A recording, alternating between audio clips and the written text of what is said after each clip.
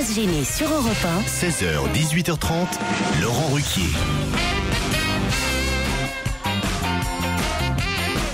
Bonjour, bienvenue sur Europe 1 ce vendredi avec Isabelle Motro, Philippe Alfonsi,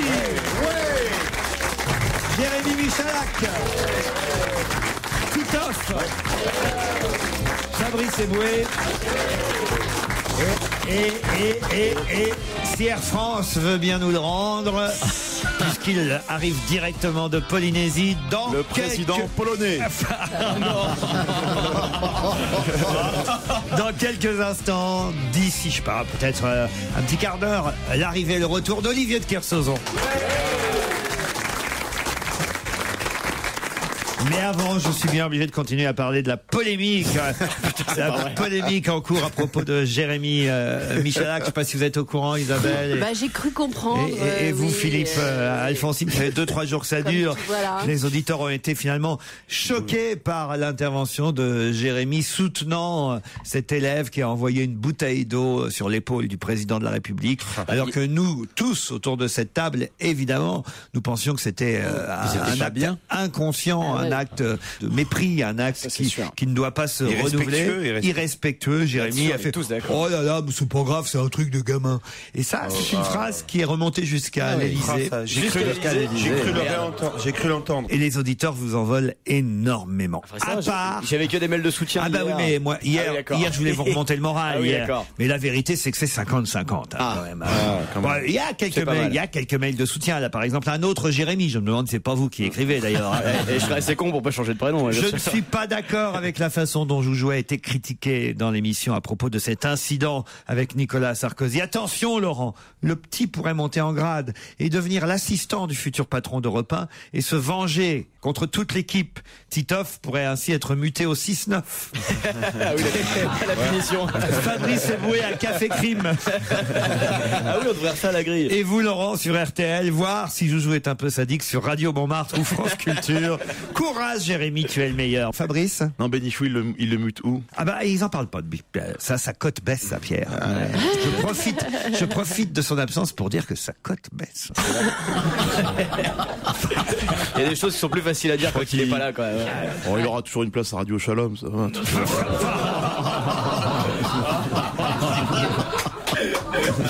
Il n'y a qu'un seul mec qui applaudit. Bravo, Fabrice. Et ben, monsieur l'antisémite, on vous a reconnu. Il s'est arrêté tout d'un coup. On sait ce que vous avez fait en 40, monsieur. Bon, et Daniel, alors où est-ce qu'on la mute, Daniel, notre fan numéro 1? Daniel, il faut réussir à la décoller du siège déjà pour la muter. Elle tient la forme, hein, Daniel. Hein. Ah, ça. Vous allez voir, un jour, Isabelle Motro sera aussi vieille qu'elle. C'est déjà presque le cas. Hein. C'est vrai, Isabelle? Oh, oui, Qu'est-ce qui se passe, Isabelle Motro? On sent que vous avez quelque chose, un petit coup de mou, un petit coup de fatigue, un petit... Non. Non. Il y a quelqu'un qui vous use, on le sent, ça. Ah non, pas du tout. Parler de Fabrice Eboué? Non. Non, à part qu'il m'invite pas à ses fêtes, c'est tout. C'est vrai, comment ça s'est passé votre soirée au Murano, alors? C'était quelque chose du beau monde. Hein. Ah oui? C'était show business. Ah ouais. Racontez, parce que il mixait au Murano hier soir. Des grosses vedettes, il y avait Philippe Alfonsi. Philippe Alfonsi est passé aussi à un moment. Et puis non, il y avait Harry Roselmack quand même. Harry Roselmack? Beaucoup de vedettes. L'écrivain? Moi, je suis dégoûté. Du beau monde. Hein. Voilà, je tournais hier soir, mais en revanche, je serai DJ moi aussi dans 2 semaines. Vous viendrez, Fabrice? Là, je viendrai. Moi, je viendrai là, par contre, cette fois-ci. Ah bah oui, vous avez intérêt. Je suis obligé. Non, mais hier, j'étais dégoûté. Moi, je fais ça en juin et je note les noms de ceux qui viennent pas. Mais non, mais moi, j'ai été puni. J'étais puni de sortir hier soir. Ah, pourquoi? Ma femme a pas voulu que je sorte. Pourquoi? Elle a pas voulu? C'est ça. Moins tu sors et après, moins t'as le droit de sortir. C'est le piège. Je vais reprendre des choses en main un petit peu là, parce que là. Elle est jolie, votre femme, en même temps. Hein. Moi, j'aurais une femme comme ça, je resterais à la maison, hein, franchement. Oui, écoutez, Par contre, ta femme était là à 3h du match. C'était ça le courant d'air. Émilie m'écrit: faites-moi un coucou en espagnol. Je suis à Barcelone et je vous écoute sur Internet. Je vous adore. Alors, je sais pas comment on fait coucou en espagnol. Alors là, coucou. Hola. Hola. Hola. Hola. Voilà. Je croyais que c'était olé, moi, en espagnol, non? Non, c'est pas pareil. Olé, il faut qu'il y ait un taureau avec un. Voilà. Sinon, ça sert à rien. C'est quoi la chanson d'ailleurs de notre représentant à l'Eurovision samedi soir? Olé, ça olé, hola, non? Ben voilà, olé, olé, olé, hola. Vous regarderez l'Eurovision ce samedi soir, Philippe? Oh, bah non. Non, pourquoi? Non, bah déjà, je trouve que cette chanson-là, elle me plaît pas du tout, là. Non. Ah non, on est ridicule avec. Oui, avec mais enfin, vous n'avez Mais pas qui entendu n'est pas ridicule le à candidat de la l'Eurovision Bosnie. Qui n'est pas ridicule. Le candidat de la Bosnie-Herzégovine est formidable. C'est oui. le blond avec la coupe au bol, là? Je sais C'est pas lui? Ah non, il y en a un avec une coupe incroyable. Mais vous les connaissez tous ou? Non, j'ai vu des extraits de 3-4. Je vais encore passer pour le PD de service, je le sens, là. Quand t'aimes l'Eurovision, c'est qu'il y a un truc. Non, il y en a un avec une coupe de cheveux incroyable, c'est peut-être la Bosnie. Tu dis PD, toi, maintenant. Ah ouais, mais c'est incroyable, hein. Il a côté. Il a dit le mot PD à Il l'antenne. a dit PD? Oh non, Ouais, ça devient Moi, j'ai dit vraiment, PD? Ouais. Mais lui, il a le droit. Il est- C'est de l'autodérision dans ce cas-là. Catherine Thierry, bonjour. Bonjour. Catherine est à Marignane. Yorana. Qu'est-ce qu'il a dit, Thierry? Yorana. Ah, mais Thierry nous appelle depuis la Polynésie, voilà pourquoi. D'accord. Il parle en patois. Oui. C'est en Très Carsezon. déçu, Olivier n'est pas là. Ben, il va arriver, Olivier, et peut-être s'il vous entend, ça va même accélérer son mouvement jusqu'à notre studio. Catherine, d'abord, Marignane, ça c'est près de Marseille, Marignane. Mais bien sûr, c'est la même l'aéroport. Ah bah t'es plus à Vitrolles, Voilà, Catherine? exactement. Quoi? Pardon? Elle est plus à Vitrolles, Catherine? T'as changé de... Oui, c'est vrai. On sent qu'il a fait une grosse tournée. Enfin, oui, c'est Qu'est-ce que beau. vous faites dans la vie, Catherine? Je suis secrétaire dans un bureau d'ingénieur. Secrétaire dans un bureau d'ingénieur. Il y a combien d'ingénieurs dont vous êtes la secrétaire? Une vingtaine. Une vingtaine. Ah ouais, c'est moins que Zaya quand même. Hein. C'est sûr, on ne fait pas le même boulot. Ouais. Ah, c'est du boulot, secrétaire pour 20 personnes, dites donc. Oui, ça va. Mais vous faites quoi? Vous répondez au téléphone? Voilà, je réponds au téléphone, j'organise leur déplacement, je relis leurs rapports. Les rendez-vous? Voilà. Bon, très bien. Ça fait longtemps? Oui, ça fait plus d'une quinzaine d'années, mais là, oui. je suis dans une nouvelle société depuis l'année dernière, là, avec. Alors on s'entend bien. admettons que parmi les ingénieurs, il y a un monsieur Martin. Moi, je vous appelle. Monsieur Martin, il veut absolument parler à personne. Mais moi, je veux absolument parler à monsieur Martin. Alors, comment s'appelle la boîte? Environ France. Bonjour, je suis bien chez Environ. Oui, bonjour. Bonjour, je voudrais parler à monsieur Martin, s'il vous plaît. Je suis désolée, il est en réunion pour l'instant. Oui, je sais, mais c'est assez urgent. Bah écoutez, je peux prendre un message et lui faire part de ce que vous désirez dès qu'il a terminé. Non, mais je voudrais lui parler directement. Ah bah écoutez, alors il faudra rappeler un petit peu plus tard et j'essaierai de vous le passer. Ah non, mais je voudrais lui parler maintenant. C'est Là, ça va important. pas être possible dans l'immédiat. Non, mais tu vas bien passer, monsieur Martin? Waouh, elle est forte. Hein. Ah non, elle est pas mal. hein. Pas cédé. Elle est bien. Vous méritez votre job, Catherine. Bon, merci, ça va. J'en ferai part à mon chef alors. Kenavo, Thierry. On dit Méteille Roa. Ça va très bien. Vous êtes où en Polynésie, Thierry? Alors à Maïna, à une demi-heure de Papeete. Vous êtes à une demi-heure de Papeete. On a bien fait de vous appeler maintenant.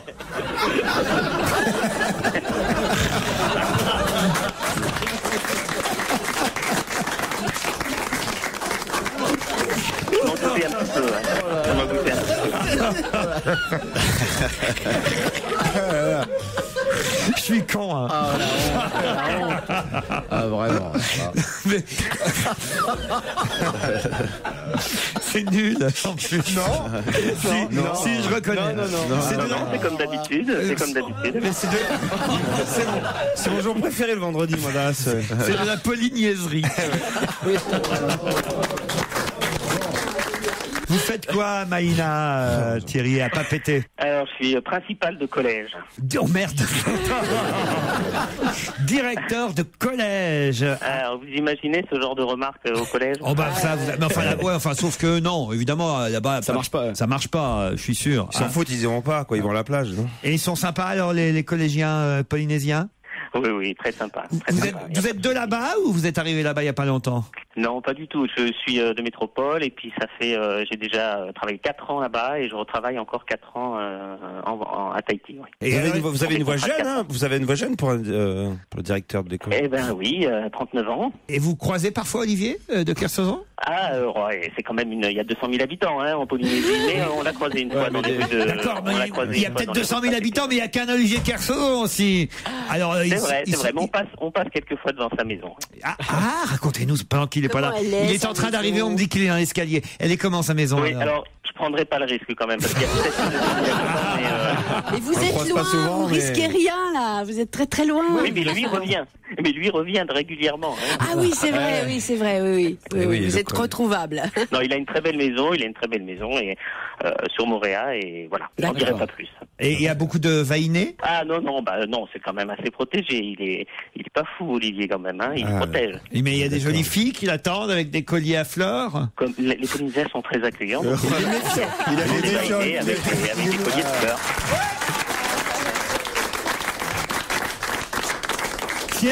Thierry, vous souhaitiez la présence d'Olivier de Kersauzon et Europe 1 vous offre Olivier de Kersauzon. Voilà. Parce qu'on est comme ça, Europe 1. Bonjour Olivier. Yorana, Olivier. Yorana. Comment vous dites? Yorana. Bonjour, Yorana. Vous voyez un peu, on prend... C'est quoi cette combine? On a en plus des auditeurs bretons pile au moment où vous arrivez, Olivier, c'est formidable. Et il est en train de nous décrire votre maison là-bas en Polynésie. Il disait qu'il y avait plein de gonzesses devant. En pleurs aujourd'hui. En pleurs, elles sont là sur la plage en train... C'est un mec vachement sérieux, moi. Ah oui? C'est pas le genre, ouais. Non mais franchement, vous pouvez le dire, il est là, Thierry. Alors il y a des jolies gonzesses ou pas là-bas devant la mer? Oui, en Polynésie, oui, il y a de belles vaïnées. Il peut le dire aussi bien que moi. Il y a de belles vaïnées. Moi, j'ai rien à dire. Mais pas obligatoirement devant chez lui.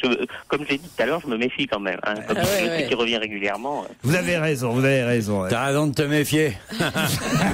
Tu sais que je suis pas une bonne fréquentation, moi. Oh non, mais on est tellement content de vous revoir. Et moi, le printemps a enfin un sens quand je vous vois.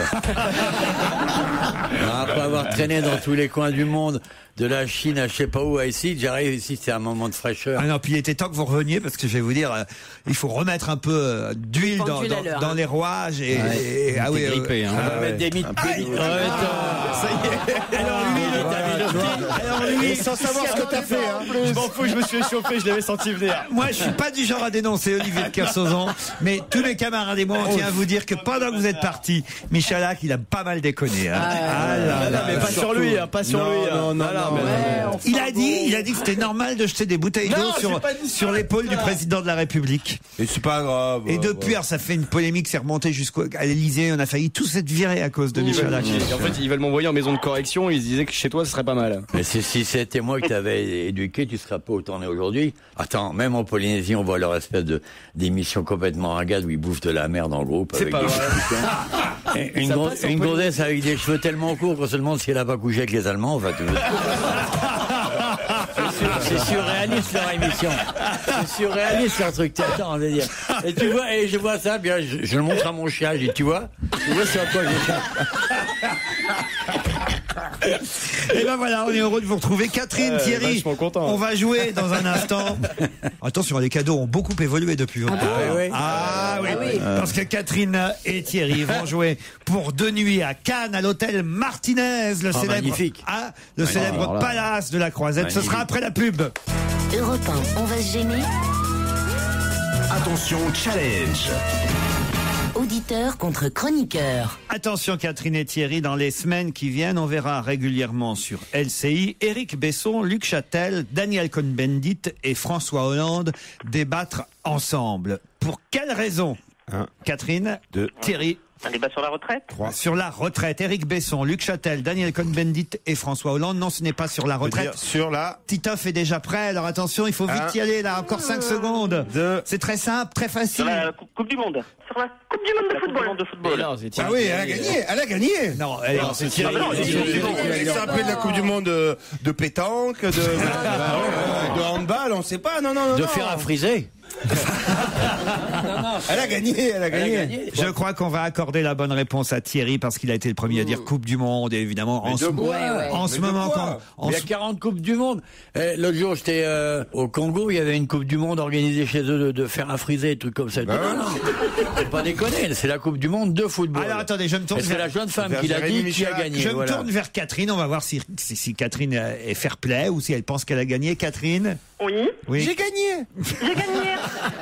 Qu'est-ce que vous en pensez? Lâchez rien, Catherine. Qu'est-ce que vous en pensez, Catherine? Honnêtement. Il faut être honnête que ça aurait pu être n'importe quelle coupe du monde.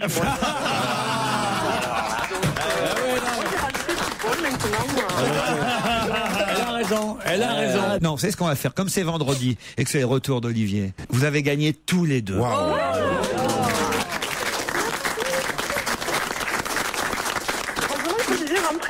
Catherine, Thierry, vous partez pour l'hôtel Martinez sur la Riviera, l'ultra luxe, la plage du Martinez, l'eau à 30 degrés dans la piscine extérieure, le spa les 8 concierges du Martinez. Clé d'or. Ouais, avec un nom comme ça, obligé d'avoir 8 concierges. J'avais pas pensé à ça, c'est vrai. Je peux partir à l'hôtel Dos Santos. L'hôtel da Silva, il y en a 53, je crois. Il n'y a pas de perdant. Alors, comme il n'y a pas de perdant, il n'y a pas de cadeau fête des mères. On offrait pour le perdant une boîte à caresses. C'est quoi ça? Qu'est-ce que c'est que ça? Il y en a pas.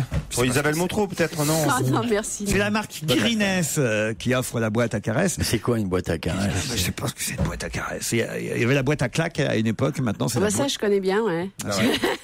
Parce que c'est la fête des mères. Faut y penser là quand même. Et vous avez pas regardé ce que c'était que vous étiez en train d'offrir?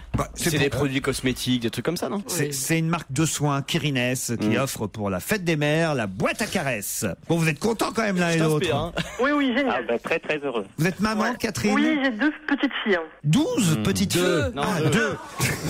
C'est bien qu'elle est marseillaise, mais quand même. Oui, il faut pas exagérer non plus. Elles vont vous faire quoi pour la fête des mamans alors?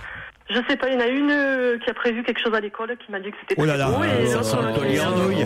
Elle a dit que c'était pas très beau. C'est mauvais signe. Elle m'a dit que c'était très beau, donc j'attends de voir ça dimanche. Et la deuxième qui est en train de dormir là, donc qui fait sa sieste.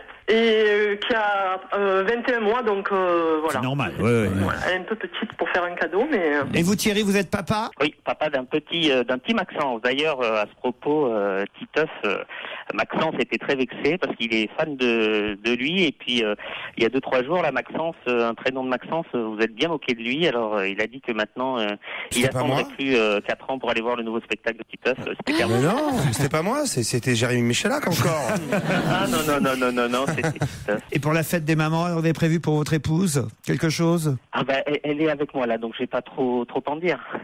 Bon, moi j'ai un disque que j'ai retrouvé pour la fête des mamans et je suis sûr que ça va plaire à Olivier. Je sais pas si vous vous souvenez de Roméo, ça vous dit quelque chose, Roméo? Écoutez un peu. Maman, c'est chouette. C'est magnifique. C'est moderne. Ça valait le coup de revenir pour entendre ça. C'est triste. Traverser la planète. C'est bien quand je serai grand. C'est d'une beauté. T'imagines bien au Havre, là, regarder par la fenêtre. Ah oui. Ouais.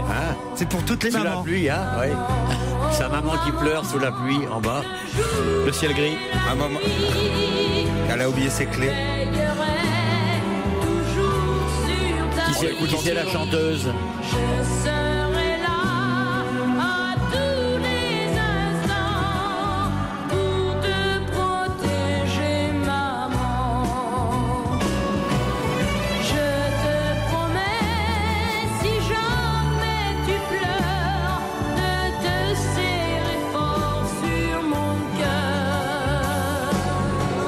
Il n'y aura pas d'amour aussi grand que mon amour pour toi, maman. Maman, oh maman, quand tu me souris. C'est Roméo, il s'appelle, c'est pas une chanteuse, il s'appelle Roméo. C'est quoi? Ah, c'est un chanteur. Alors, maintenant il a 70 ans. Il s'est quand même pris les couilles dans le tiroir. Enfin, vouloir être désagréable avec le Roméo, là. Il doit avoir la braguette autant de garni Juliette. Avec, Ah, maman. C'est très ennuyeux, son truc. On l'appelle Roméo et Couillette. Ah oui. C'est un truc à détester sa propre mère. Mais ça date de quand, ce truc-là? Respectez un peu la fête des mamans. Oh, on adore les... non, c'est dimanche, c'est dimanche. Aussi grand que mon amour pour toi, maman. Maman, oh maman, toi qui m'as donné tant de tendresse depuis tant d'années. Tu le sais bien quand je serai grand. Vous n'avez pas de cœur. Vous n'avez pas de cœur parce que ça. Mais on a de l'oreille. Je sais qu'on est obligé d'avoir ça quand on a une maman, je préfère être orphelin, moi.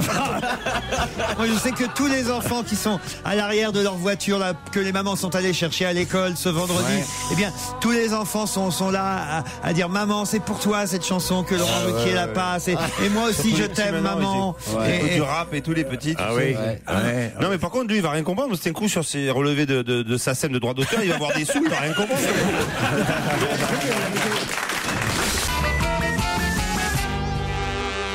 J'y pense, on n'est pas revenu sur la question que j'ai posée à Catherine et à Thierry, mais effectivement, Éric Besson, Luc Châtel, Daniel Cohn-Bendit et François Hollande seront invités régulièrement sur LCI pour commenter la Coupe du Monde de football. Et Pierre Ménez, Roland Courbis, tout ça et tout, ils vont aller au gouvernement, pense Bah ouais, Thierry Roland, la culture, ça va être chouette.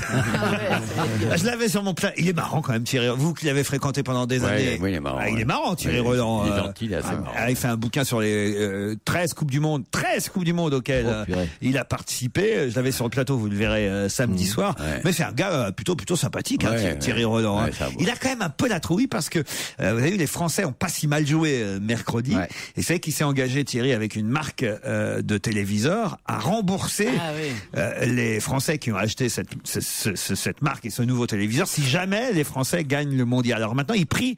C'est pas ça, c'est que si jamais on va en demi-finale ou quoi, tout le monde va se précipiter pour acheter une télé surtout. C'est terrible si cette marque doit rembourser tous les téléviseurs aux gens qui l'ont acheté parce que la France gagne la Coupe du Monde. Bon, il dit qu'il y a peu de chance. Il espère surtout qu'il y a peu de chance. Il y a peu de chance. Tous les gens qui ont critiqué Domenech doivent s'excuser aussi, ça va faire du boulot. Ah oui, ça va faire du boulot. Ouais. Ah, vous n'y croyez pas aux chances des Bleus? Non. De toute façon, moi, le foot, ça m'emmerde. Ah, c'est bien que tu sois revenu. Qu'est-ce que... Ouais, mais les gonzesses encore plus. Qu'est-ce que vous allez faire alors pendant toute cette Coupe du Monde en Afrique du Sud alors? Parce que moi je pars avec Bénichou, je pourrais vous emmener aussi si vous voulez. Non, allez-y. Bénichou, vous craignez rien pour vos gonzesses, vous pouvez partir.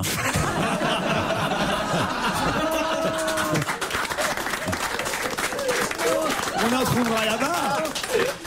Il revient en forme, lui. Oh, tiens, d'ailleurs, Alphonse, il paraît que vous avez fréquenté la même école qu'Olivier de Kersauzon. C'est un auditeur qui s'appelle Sébastien. J'en ai fait 11, moi, donc c'est fastoche. Hein. Olivier de Kersauzon et Philippe Alfonsi savent-ils qu'ils ont fréquenté la même école, comme le Premier ministre François Fillon, l'institution Saint-Michel des Perrets? Ah, c'est vrai, tiens. Ouais. Les petits bourgs, j'étais en école chez les curés là-bas dans... Ça se trouve, vous êtes même sortis ensemble. Ça joue les costauds, c'était en école de curé, regarde-moi ça. Bah oui, j'ai été dans une école de curé, parce que j'étais tellement mauvais qu'on m'a foutu dans une école de curé. C'est quoi? Je vais te laisser ma place au milieu et vas-y. Si tu veux lui péter la gueule, vas-y. Comment elle parle, c'était dans un beau château en plus. Comment elle parle, l'autre princesse là? Ouais, ça joue les grandes gueules, c'est des petites chiottes. Elle veut qu'on lui fasse une coupe de cheveux, la mignonne. On dirait un réveil qui a explosé, t'as vu ça? Avec tous les ressorts qui se barrent de tous les côtés. Attends, moi je suis une victime de la société, moi. J'ai été traîné dans les collèges. C'est pas moi qui suis allé de mon plein gré. Voilà. C'est le vice-président de l'association des anciens habitants de la région parisienne qui vous contacte pour que vous adhériez tous les deux à cette association des anciens élèves. Dans quelle année, toi? 62 par là. De 50 à 62. Non, je suis pas resté longtemps. Ils m'ont viré au bout d'un mois. Moi. Ah ouais. Ça se trouve, resté un mois seulement. Que j'ai balancé un banc y avait un grand escalier magistral. Ah, génial, oui. Et il y avait un curé qui me faisait chier. Voilà. Et l'escalier faisait une belle cour comme ça. Il y avait un banc au haut de l'escalier. Il montait l'escalier, je lui ai balancé le banc sur la gueule. Des trucs de gamin, ça. Eh ben, moi, je trouve ça c'est mieux. C'est mieux que la bouteille, hein. Ce qui a fait qu'ils m'ont pas gardé, quoi. Ah bon, c'est bizarre, je trouve. Fabrice. Parce qu'Alfonsi s'est fait enlever pendant 6 ans, lui. Il est resté... Et moi, je sais pas la faire depuis tout à l'heure. Non, mais enfin. Depuis tout à l'heure, tu sais, ça irrite particulièrement. Non, mais allez. Ça irrite particulièrement l'amiral, ce genre de N'importe quoi. T'as vu comment il t'a parlé? Bah ouais, mais il parle, voilà, mais c'est parce qu'il est loin, t'as vu, il est de l'autre côté de la table, hein. S'il était à côté, ça, il n'aurait pas parlé comme ça. En plus, c'est quand même pas gentil, 6 ans.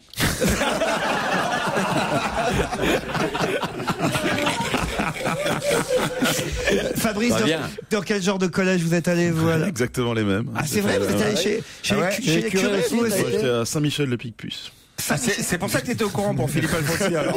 Saint-Michel de Picpus. Et vous étiez bon élève, Fabrice? Ah non, j'ai été viré aussi, moi. Ah, pourquoi? Qu'est-ce que vous avez fait? Il avait empiré le curé.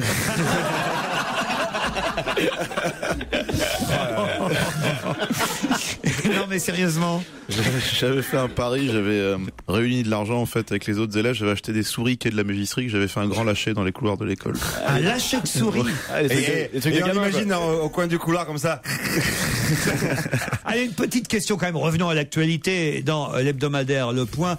On note le point commun, justement, qu'il peut y avoir entre les chanteuses du groupe Coco Rosie, les mannequins du dernier défilé de Vivienne Westwood et une candidate de la Nouvelle Star. Il paraît que c'est un phénomène apparu il y a 2-3 ans, phénomène qui s'amplifie. Quel est ce point commun? C'est physique? C'est physique. C'est vestimentaire. Elles sont anorexiques? Elles sont travesties? C'est plutôt accessoire. Ah, elles ont un doudou? Non, pas un Elles sont doudou. travesties.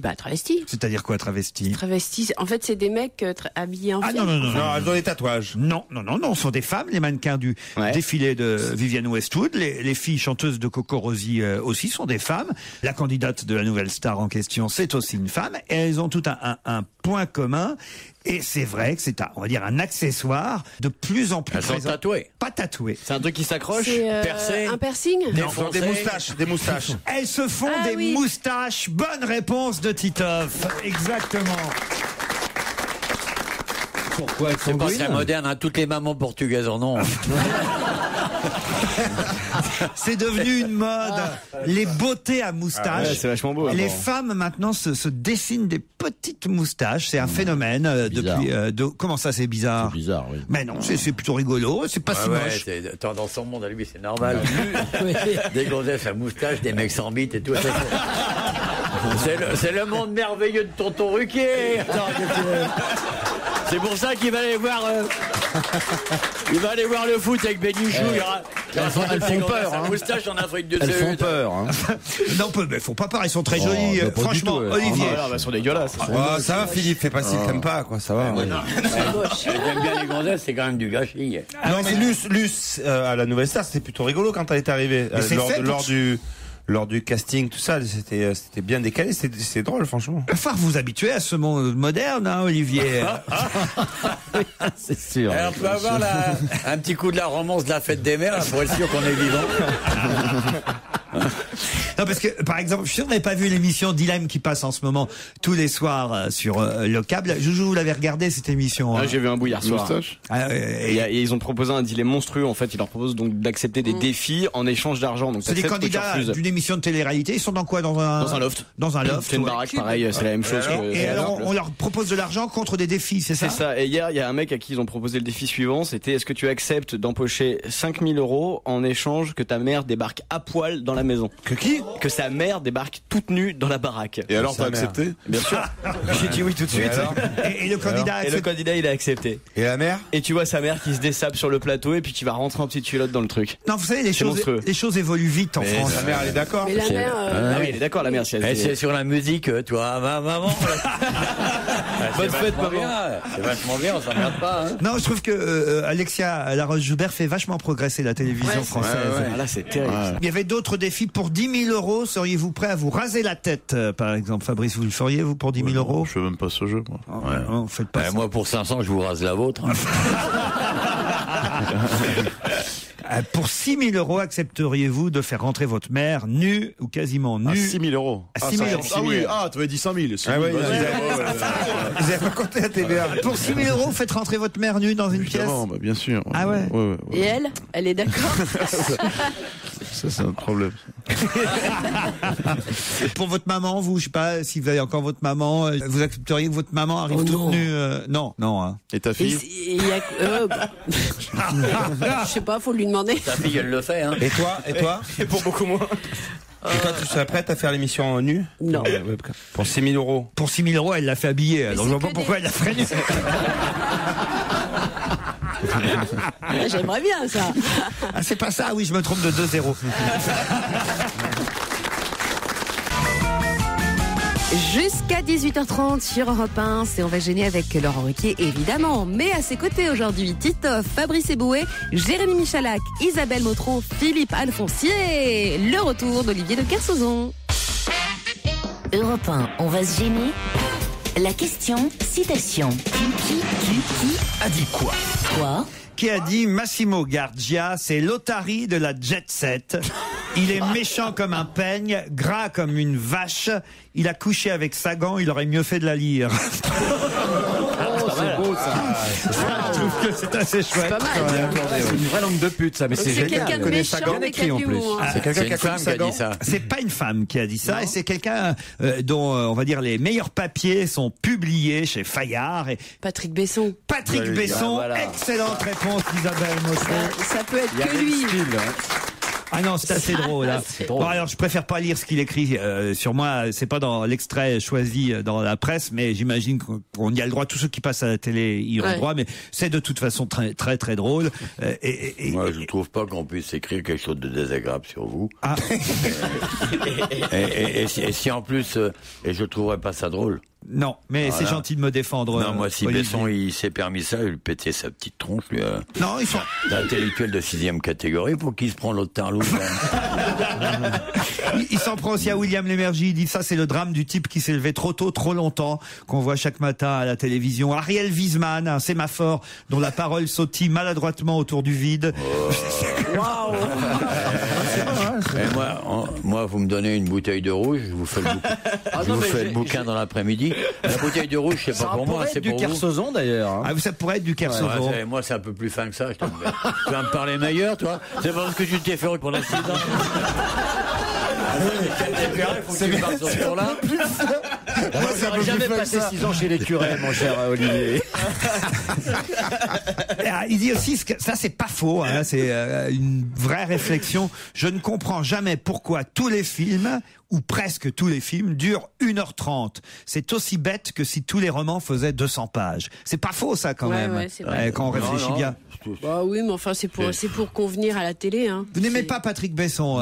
Non, j'aime pas ce qu'il a dit sur Massimo. Massimo Gargia. Gargia, ouais. Ah, parce que vous le connaissez, Massimo Gargia, vous avez été un peu. Le connaître, Vous avez été un peu gigolo en même temps que lui à la même époque. T'en prie, tu vas me parler meilleur. Tu vas te retrouver gigole pincé, ça va te faire mal au fion. C'est pas ça le fond de l'opération, c'est que il est tellement immonde ce Massimo, c'est odieux de l'attaquer, c'est trop quoi. Ah oui, faut pas tirer sur une ambulance, c'est ce que vous voulez dire. C'est pas une ambulance, c'est une flaque. Alors il y a un autre papier de Patrick Besson, hein, parce que il écrit dans Le Point chaque semaine sur le dossier des retraites. Hein, on en parle beaucoup évidemment des retraites en ce moment. Vous êtes la retraite de Russie. Ouais. Non, mais la retraite à 60 ans. Lui, il parle de la retraite, pourquoi pas à 80 ans, Patrick Besson. Et alors il décrit ce que ça donnerait. Il dit quand José Gomez, 78 ans et demi, entreprit l'ascension de la plus haute grue du chantier, André Durafour, son contremaître de 79 ans, eut une appréhension. Ce serait trop bête si à 1 an et demi de la retraite, José était victime d'un accident de travail.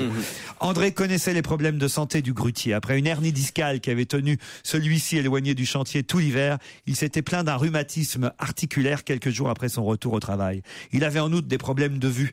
Il avait perdu l'usage de son œil gauche à la suite d'une partie de pétanque où son partenaire, jeune retraité de 84 ans, avait confondu sa tête avec le cochonnet. De surcroît, son œil droit faiblissait chaque jour. Voilà ce que ça donne. Et il montre un peu ce que pourrait devenir un pays où on travaillait jusqu'à 80. Il fait les acteurs de cul ou pas? Pourquoi? T'imagines Rocco à 78 ans qui arrive plus à... Avec du Viagra, il peut y arriver, Rocco, encore. Il aura plus qu'un petit bout de peau qui sent le pipi, mais pour le mettre dans l'amidon. Hein. Tu vois que c'est plus fin que Patrick Besson, tu vois. C'est joli. La retraite à 60, 62, 63, 65. Vous préconisez quoi, Philippe Méfiez-vous, je peux en tenir des conséquences. Alors franchement, alors là, non, ça dépend de si vous avez un boulot dur ou pas dur, c'est tout. Et c'est à quel âge vous avez commencé aussi. Ça qui est scandaleux. Il y a des gens qui commencent à bosser à 14, 15 ans. Ouais. On va pas les faire travailler jusqu'à 70 ans. Au contraire, s'ils ont commencé à 15 ans, ils savent faire que ça. Ils sont habitués. C'est vrai. Ceux qui prennent des loisirs, les mecs n'ont jamais pris de loisirs, tu leur enlèves le boulot, ils craquent, ils meurent. Faut faire bosser de 12. Les gens allaient mourir au travail. Voilà. Mourir au travail. Mourir au travail. Ça, c'est beau. Comme Molière. Mourir au travail. Et Dalida. Et chaque journée, l'usine jetterait les travailleurs morts dans une grande benne. Et on boirait le truc pour nourrir les chiens du quartier dans une ambiance d'économie de guerre, quoi. Ah, les chiens, ouais. ou pas les chiens. Et puis on en récolterait des belles pantoufles à la sortie de la benne. Voilà un beau projet, une belle réforme des retraites. Je trouve que c'est pas mal, ça. Yannick Noah chante Angela, c'est son nouveau single. Mais il a quel âge? Yannick Noah? Il n'a pas 60 ans, Yannick Noah? Écoutez, en tout cas, il a à peu près l'âge de Marie-Myriam, c'est la dernière fois qu'on a gagné. Depuis 1925, c'est arrivé une seule fois, le 30 mai 2000. C'est quoi donc? Coupe d'Europe en France. Non, du tout. Mais c'est lié évidemment à l'actualité, vous l'avez compris, puisque c'est le principe même. C'est lié à Roland Garros. De notre jeu si amusant. Ah oui. Est-ce que c'est parfait, hein? C'est un événement sportif? Pardon. Un événement sportif. C'est lié à un événement sportif. C'est Roland Garros. C'est lié à Roland Garros. C'est le nombre de Français éliminés. Non. Non, c'est le nombre de Français en finale. Non, je pense qu'il y a un rapport avec la pluie. Oui. Ouais. Alors allez-y. J'en sais rien, mais peut-être que. Il y a beaucoup plu. C'est arrivé qu'une seule fois, qu'il y ait une journée où on ne puisse pas du tout jouer à cause de la pluie. Excellente réponse de Joujou, il est parfait. Ah non, vraiment. Bah, parce qu'on entend pas mal de gens protester en ce moment sur le fait qu'il serait quand même temps de mettre un toit amovible au-dessus de Roland Garros comme à Wimbledon, parce que il y a pas mal de matchs qui sont ou reportés ou interrompus à cause de la pluie, mais quand même on nous rappelle aujourd'hui dans les journaux que c'est au final quand même depuis 1925 c'est arrivé qu'une seule fois qu'il y a eu une journée entière annulée à cause de la pluie. Donc est-ce que ça vaut le coup d'investir dans un toit pour ça? Moi, j'étais il y a 2-3 jours. Vous étiez à Roland Garros? Oui, j'ai eu 10 minutes de tennis. Pourquoi vous êtes arrivé à la fin du match? Non, pour ce genre d'événement, en général, j'arrive même en avance. Mais il y avait 10 minutes, j'ai vu un quart d'heure de tennis. Pourquoi la pluie Parce qu'il arrêtait pas de pleuvoir, tout ça. C'était quoi, à mon avis, chaque année, les organisateurs, ils se disent, on met le toit, on le met pas. Ils disent, non, ça va, l'année prochaine, il va faire beau. Faut pas le ils y croient, quoi. Ils sont optimistes. Ils pensent qu'un jour, il va pas pleuvoir au mois de mai. Non, mais on pourrait le faire en Afrique, par exemple. Le tournoi? Ouais. Pourquoi? Comme ça, tous les joueurs français, mon fils, tout ça de son gars jouera à domicile, en plus. Non, Fabrice Eboué, pas vous. Pas vous, quand même. C'est-à-dire que même dans le tennis, maintenant, il n'y a plus que des noirs. Force est de le constater. C'est pourtant un sport bourgeois où on conservait quand même une élite blanche. Je suis désolé pour vous, mais là, vous avez vraiment plus rien. Quand il vous reste le ping-pong, je crois. En tout cas, voilà. Roland Garros ne sera pas gagné par Gaël. Mon fils, il a été éliminé, depuis, j'ai pas vu, parce qu'après, il était 10h du soir, je suis rentré, quoi. T'étais avec Bénichou, voir ça, ou quoi? Non. Que le sport, ça se fait avec Bénichou, il paraît. Vous n'avez pas de jaloux de Pierre, Olivier? Non, attends, je vous sortirai, moi aussi, si vous voulez. Non, je tiens pas du tout. Tu vas voir, tu vas découvrir des endroits. Il est content, en plus, parce que vraiment, il a parlé de toi toute la semaine, il t'attend avec impatience. Pierre, là, il se disait, mais quand est-ce qu'il revient, Olivier? Est-ce qu'il revient?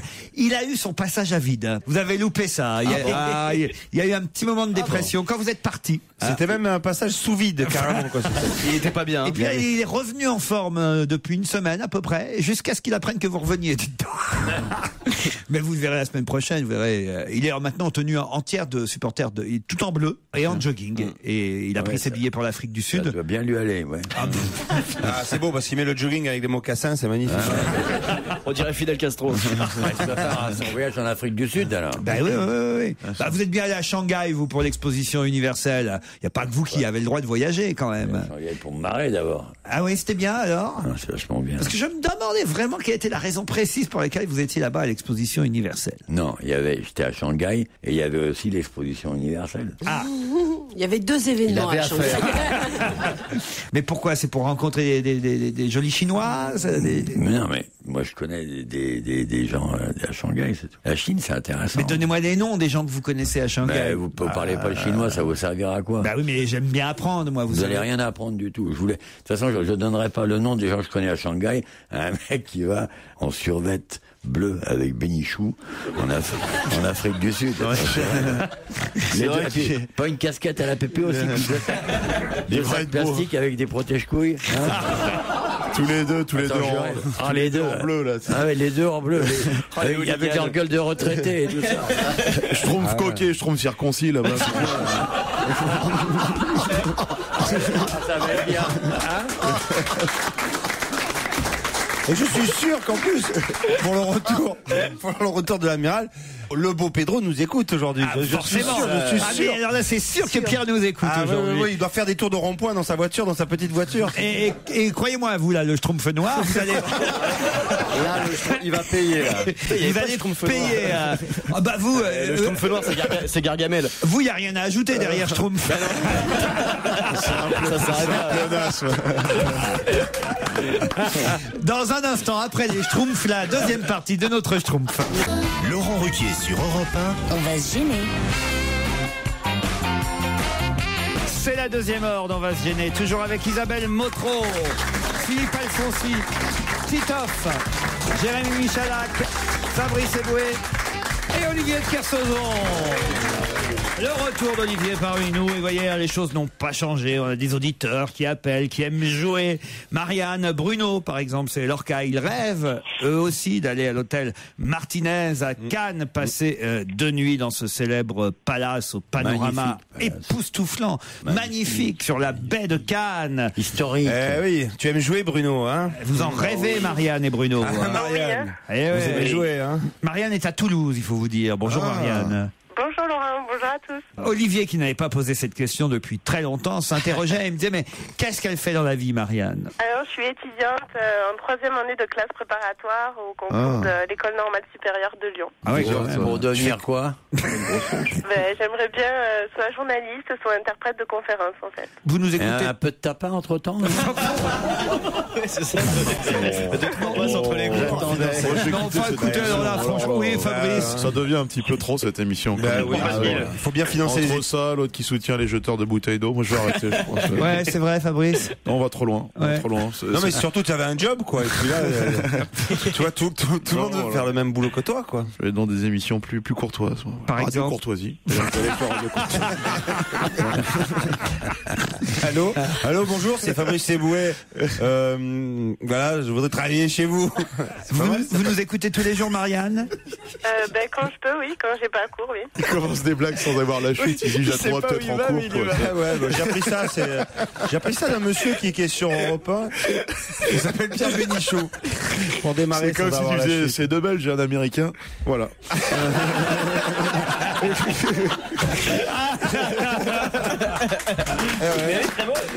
Tu vois, ça a été drôle là, tu vois. Bruno est en Lettonie. Pourquoi vous êtes puni, Bruno? Non, c'est absolument magnifique. C'est pas moi qui allais le faire. Hein. Je suis allé à Riga avec Isabelle Mergo pour commenter l'Eurovision. À chaque fois, j'en parle, mais c'est vrai, on a passé 2 jours avec Isabelle là-bas à Riga. Quel souvenir. Enfin, vous étiez là-bas pour travailler et vous y étiez le pire jour. Ah, c'est vrai? Pourquoi? Parce que c'est plein de monde, tout est plein, tout le monde est sous. Non, l'Eurovision, c'est le jour où il ne fallait pas aller à Riga, c'est le jour de l'Eurovision. Bon, et vous alors, vous y êtes pas pour travailler, Bruno, à Riga? Si, et justement, moi j'ai une agence de voyage et donc je fais venir des Français, des Espagnols, des Anglais. D'accord. Qui viennent visiter Riga. Marianne, Bruno, attention, il va falloir me dire, avant les 6 chroniqueurs ici présents, pourquoi Hardy, qui est indonésien, à la fois amuse et inquiète tous ceux qui le voient depuis hier sur... Parce qu'il fume et il a 2 ans. Il fume et il a 2 ans. Bonne réponse de Bruno. Vous avez vu? Qu'est-ce qu'il y a? Total, la musique et tout. Là. Il est hystérique, Bruno. Et à part ça, il s'emmerde pas. Ouais, c'est ça. Un droit de nous écouter. Parce que c'est vous alors. Un mec qui nous écoute à Riga, il va se faire chier sévère.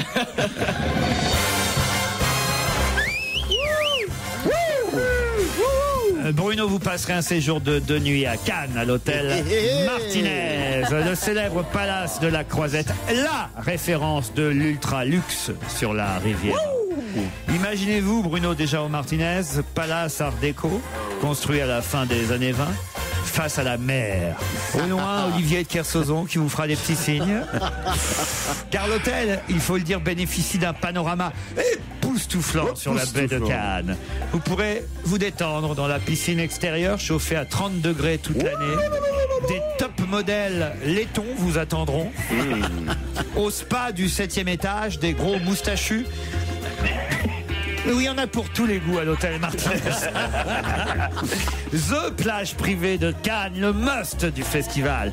Pour vous servir, pas moins de 8 concierges, tous avec des clés d'or. Sans oublier, bien sûr, que vous pourrez bénéficier de 2 couverts au restaurant Le Relais. Le grand chef Christian Sinicropi vous attend. Il a régalé tout le jury de Cannes pendant toute la durée du festival. Et il t'a gardé les restes. Vous allez rêver grâce à Monsieur Martinez et Mme Martinez pour séjour à Cannes. Là, je vous ai fait la totale, Bruno. Je peux pas La faire. totale. Juste une chose, vous avez dit que c'était art déco. Vous êtes sûr que c'est pas art nouveau? Écoutez, vous n'êtes pas. C'est la capitale de l'art nouveau. Donc je connais. Mais années 20, c'est pas art déco. L'art déco, c'est le handicap. Vous venez de perdre votre séjour à Cannes. On vous embrasse, Bruno et Marianne. Merci, bravo. Juste une chose, quand même, Tito, vous avez vu ces images, parce que je sais que vous regardez le journal décalé de télé. Et alors, le gamin qui fume. C'est là où j'ai vu le gamin qui fumait Incroyable. hier. C'est assez incroyable. Il y a 2 ans, le gamin. Mais j'ai pas vu j'ai vu sur le net. Il fume 40 cigarettes par jour. 40 clopes par jour à l'âge de 2 ans. Au moins, c'est pas du tabagisme passif pour une fois. Voilà au moins quelqu'un qui prépare sa retraite dès maintenant. Et il fait des ronds de fumée. Ouais, mais il sait pas lire, il peut pas avoir les préventions sur les paquets aussi, c'est peut-être pour ça. Ah oui, il n'a pas lu que fumer tue, évidemment. Il est originaire de l'île de Sumatra, en Indonésie. Il fume donc 40, n'exagérons rien. 40 cigarettes. Ah bon, ça va alors. 40 cigarettes par jour. C'est des lights. Et comment il fait pour en acheter? Ah bah c'est ses parents, hein, parce qu'en fait, il est tellement... Par an, mais 40 cigarettes par jour, c'est quand il boit pas d'alcool. Hein, parce que non, mais ses parents ne peuvent pas... Ils sont pauvres en plus. Ils sont pauvres, ils sont obligés de faire des pipes pour payer les cigarettes du petit, quel drame. Non mais c'est pas ça, c'est qu'ils ne peuvent pas lui enlever les cigarettes parce qu'il est devenu dépendant. Puis il est vachement fort. À 2 ans, un môme, ça déplace 600 kilos d'un coup d'une cyclone. Mais il les trouve comment? Il faut bien les payer. Nous allons enquêter sur les parents et sur l'entourage de l'enfant. Leur comportement ne paraît pas ce que j'aime bien, c'est ce que dit le responsable du ministère de la Femme et de la Protection de l'Enfance là-bas en Indonésie, qui dit leur comportement ne paraît pas favorable à son développement. C'est-à-dire qu'ils en sont pas sûrs encore. Non, mais Faut surtout, qu'ils enquêtent, hein. sa préférée, c'est la cigarette après le biberon, surtout. Ça c'est mignon, j'imagine. Ouais. Et puis surtout, souvent les bodys, moi je vois les bodys de ma fille, il y a pas la poche pour mettre le paquet, quoi. Je sais pas si vous avez vu la photo du gosse. Je vous la fais passer. Il est énorme. Ah oui, il est très il fume pour maigrir peut-être, tout simplement. Et oui, il peut pas arrêter parce qu'il a peur de grossir. Vu que ça. Ah, oui. Il commence la cocaïne la semaine prochaine. Nous reviendrons à la culture et à d'autres questions après la pub.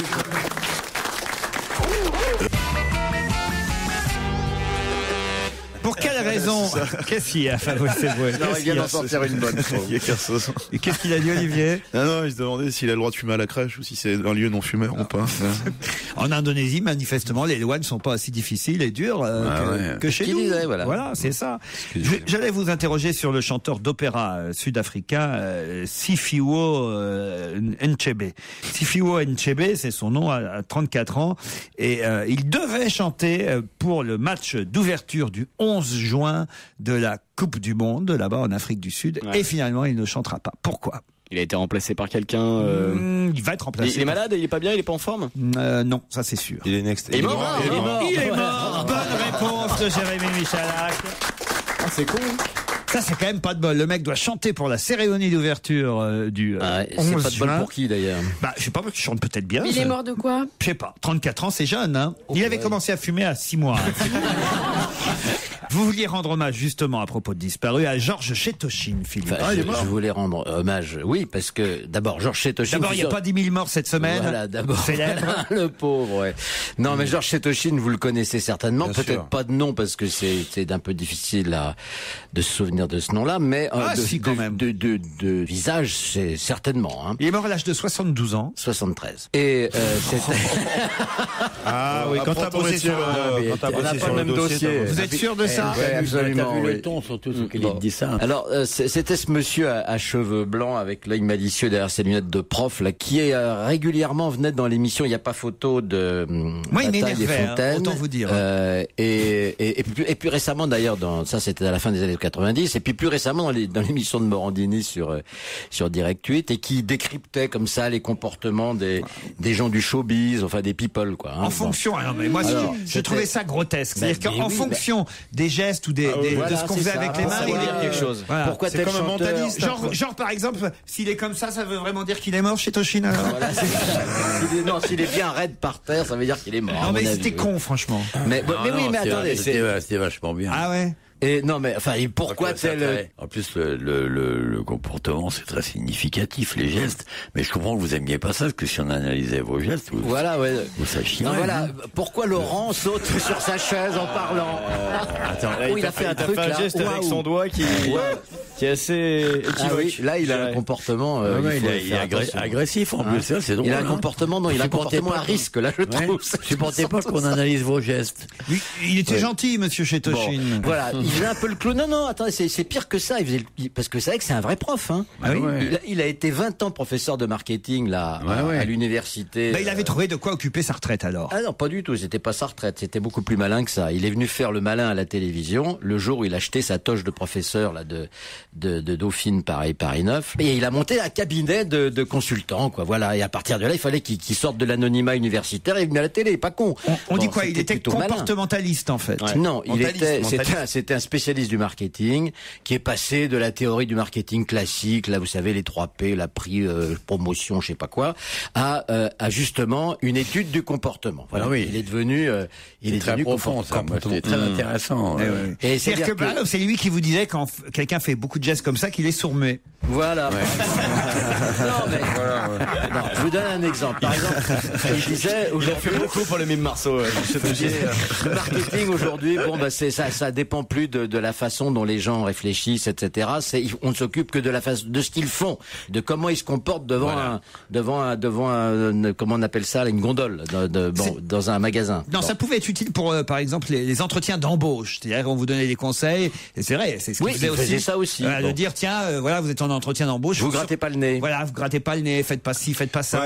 Ah ouais, ça c'est, on a besoin de lui pour savoir Ne ça. sautez pas sur votre chaise. Quand vous parlez. Voilà. Non, mais c'est pas ça. Ce qu'il disait, c'est par exemple, faut pas croiser les bras, parce que sinon ça veut dire que t'es sur la défensive. Voilà, exactement. Et par exemple, il disait de Sarkozy, il disait à chaque fois qu'on lui pose une question gênante, il a les sourcils en accent circonflexe comme un élève pris en faute du style c'est pas moi qui ai fait tomber l'encrier. Bon, mais voilà, mais ça allait pas très loin, ça pissait pas loin quand même. C'est pas bien de dire ça de quelqu'un qui vient de nous quitter. Oui, mais en revanche, c'est vrai que c'était un très très bon conseiller en marketing. Bon. Et alors, il avait lancé un certain nombre de non, il avait prévu un certain nombre de trucs, le hard discount et des choses comme ça. Et là, il nous annonçait la fin des hypermarchés. Très important. Oui, la fin des hypermarchés qui correspondent plus du tout au comportement disait-il, des clients. Parce que ça, c'était dans les années 70. On voit pas mal d'hypermarchés. Ils ont du mal à bouger. Ouais, ils sont lourds. Ils ont le rayon à moitié fermé. Ouais. Les mammouths ont déjà disparu. C'est un peu comme les mammouths, quoi. Pourtant, lui, maintenant, il va connaître la vie au champ. Non, il disait un truc assez marrant. Il disait il faut pas confondre les consommateurs et les clients. Il dit les consommateurs, c'est les mecs qui rêvent d'avoir une planète pas polluée, etc. Les clients, c'est des mecs qui roulent en 4x4 et qui jettent leur paquet de clopes par la fenêtre. Donc c'est ceux-là qu'il faut servir. D'ailleurs, t'étais pas très citoyen comme conseil, hein. Mais voilà, il faut plutôt aller vers les clients que vers les consommateurs. Il faut pas s'occuper de ceux à quoi ils croient, mais ceux qu'ils font. Voilà. Bon, il était plutôt marrant quand même, Monsieur Chétochine. Mais oui, voilà, Monsieur Chétochine, paix à son âme. On aimait aimait bien le voir. Ouais, moi, je l'aimais bien. Paix à moi. son On aimait bien. Contrairement à vous, je l'aimais bien. Moi, j'ai de la peine qu'il soit mort. Mais moi aussi, Ouais. monsieur Kersozon, moi aussi. Et je regrette qu'il soit pas avec nous aujourd'hui. Mais on peut pas parce que d'abord. Il se foutrait bien de votre gueule avec vos comportements que vous avez. Avec vos gestes. La façon Alors, dont vous avez vu tous vos les petits gestes que vous avez, ouais. Vous avez vu vos gestes, vous là, vous êtes là à triturer les Ouais, touillettes. vous m'énervez. Est-ce que je triture les touillettes, moi, monsieur Si je demandais à monsieur, tiens, s'il était là, monsieur Chetoshin, il saurait sûrement m'expliquer Ouais, pourquoi. il dirait que c'est un être généreux et bon. Moi, en train Quand on triture une touillette, on est généreux et bon. en train de regarder un animal excité, pervers et malsain. Et il dirait que je suis un des bienfaiteurs de l'humanité, de venir ici à vos côtés pour essayer de remettre de l'humain dans vos gestes et vos paroles. Aïe Ça c'est un geste de solidarité que vous venez d'entendre vis-à-vis de Joujou qui s'ennuyait. Et parce que dès que je m'intéresse plus à lui, Joujou est un peu jaloux. Il faut le dire. Allez, une question toute simple, hein. Normalement, vous devriez répondre facilement. Où vit-on le mieux au monde? C'est même un titre de François aujourd'hui. En France. Non, Comment c'est toujours dans les pays scandinaves. Puisqu'une enquête vient d'être publiée, un classement mondial des villes où il fait bon vivre. Copenhague. Donc, c'est un nom de ville que je vous demande. Une enquête publiée par le cabinet de conseil Mercer. Étude élaborée à partir de 39 critères prenant en compte divers facteurs politiques, économiques, environnementaux ou encore la santé et les transports. La France avec Paris n'est qu'à la 34e place. Non, Paris, c'est pas étonnant. C'est toujours Marseille. C'est pas Marseille, non, parce que la France est 34e avec Paris, mais c'est donc pas une autre ville française. C'est que des capitales. Mais il y a l'état des gens aussi, c'est-à-dire il y a des pays qui sont plus ou moins dépressifs que d'autres. Ce ne sont pas que des capitales. C'est pas on demande l'avis, parce que c'est ça aussi. C'est que l'Europe. Hein. Pardon, mais c'est l'impression aussi des gens. Parce que quand on fait le sondage, est-ce que vous êtes heureux de vivre dans telle ville? Il y a des gens qui sont plutôt, on va dire, optimistes et d'autres qui se plaignent toujours. Objectif, et c'est un classement mondial, puisque c'est un classement américain. Alors je crois que c'est Bagdad. Non. Juste avant Bassora et Kaboul. Ça ira mieux. Non mais c'est souvent Copenhague ou Stockholm ou des villes comme ça. Non, mais c'est pas Copenhague ou Stockholm. C'est pas en Europe. C'est en Europe. Ah, c'est en Europe. C'est en Grèce. D'ailleurs, l'Europe est à l'honneur dans ce classement des villes où il fait bon vivre. L'Europe du Nord? Non. Les 3 villes en tête sont des villes européennes. En Italie? Corfou? Non. C'est pas l'Italie? C'est pas l'Italie. Espagne? Et après, on a des villes effectivement d'autres continents comme Vancouver au Canada et Auckland en Nouvelle-Zélande qui sont 4e et 5e. Espagne? Les villes où on vit le mieux. Où on vit le mieux, puisqu'Olivier fait son retour. Il est allé fumer avec le gamin de 2 ans. Et... il m'a pris mon paquet. Ah oui, gérontophile en plus. Oh là.